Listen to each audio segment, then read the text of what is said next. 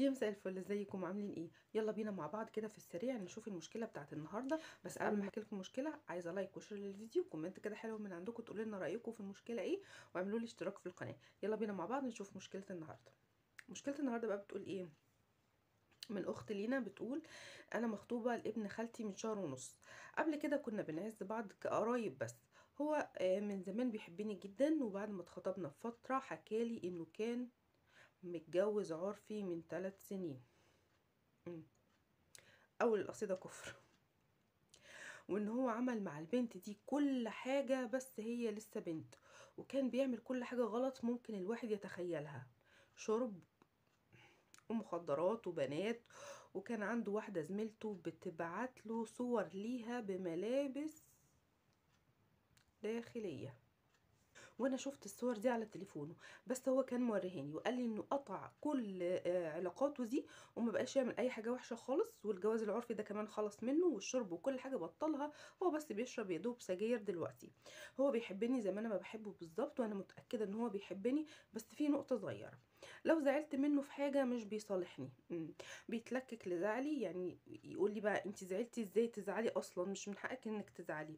وكمان مش بيصلي، ولما اتكلم معاه عن الصلاة يقولي طب خلاص ماشي حاضر، لكن مش بيصلي. هو شاب من الخارج كويس، لكن في تفاصيل وحشة ما ينفعش تكون موجودة. يا ترى هيراعي ربنا فيا؟ بس انا متضايقه من الحاجات القديمه قوي، ومتضايقه من انه مش بيفرق مع زعلي وبيسيبني، ودايما يقول لي ما تعنديش معايا دلوقتي. واتكلمت مع باباه وحكيت له كل حاجه بتحصل، بالتفصيل. اتخض جدا، بس طبعا ما طلعش ابنه غلطان، او عشان ما يطلعهوش غلطان قال لي معلش ايه، ده حاجات قديمه وعدت واغفري له، ما تحسبهوش على القديم. فانا مش عارفه دلوقتي اعمل ايه، انا صح ولا غلط؟ انا شايله منه ومش متقبله الامر ده، خايفه اكون بظلمه قوي. م. بصي يا ست الكل، اولا انت مش بتظلميه، هو اللي بيظلمك. كل اللي انت عارفاه ده كله، ومع ذلك جايه تسالي انت بتظلميه ولا مش بتظلميه؟ يعني انا مش فاهمه.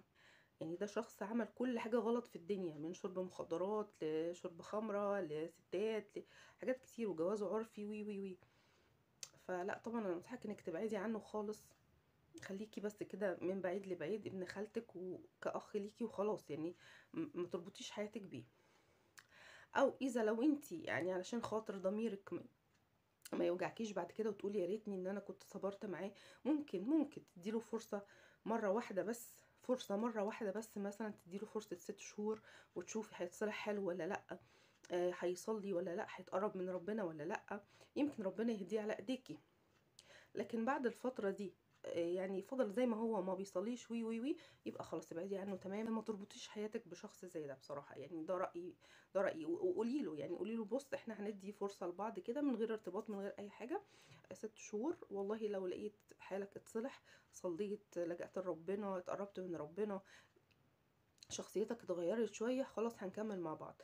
لكن لو انت فضلت زي ما انت كده، يبقى معلش، يبقى احنا ايه، ما ينفعش ان احنا نكمل مع بعض. وجمدي قلبك وقوي قلبك علشان خاطر ما تتعبيش بعد كده. يعني وجع ساعة ولا كل ساعة، ممكن في البعد هتتعبي شوية، شهر شهرين سنة، لكن عشان ما تتعبيش طول حياتك سنين كتير قدام، هيبقى بقى خيانة، وهيبقى شرب، وهيبقى مخدرات وي وي.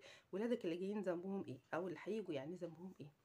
فانصحك يا تبعدي عنه لو انت عايزه تديله فرصه عشان ما تندميش بعد كده، اديله فرصه فتره قصيره وشوفي هيتغير ولا لا. وربنا يصلح حاله وحالك ان شاء الله، واللي فيه خير ليكي ربنا يقدمه لك. يا رب الفيديو يكون عجبكم. ما تنسوش بقى لايك وشير للفيديو، كومنت كده حلو من عندكم، قولوا لنا رايكم ايه في المشكله، وما تنسوش تعملوا لي اشتراك في القناه. واشوفكم ان شاء الله الحلقه الجايه.